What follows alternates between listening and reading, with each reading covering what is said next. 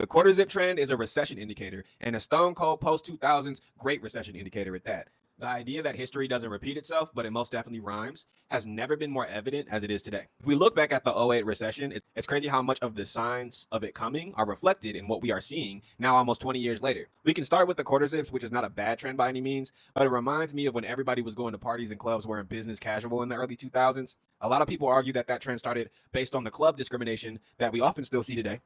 Like if a club doesn't want black people, they usually can't just say that.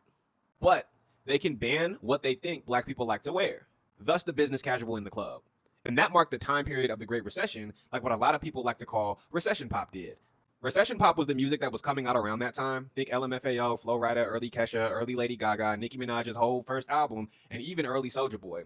But the idea that the demand for escapist, high-energy party songs with a fun or outright positive vibe would go up at a time when your average American would value an escape from a day-to-day life being heavily influenced by the economic downturn that caused the foreclosure, divorce, and unemployment rates to spike at that time.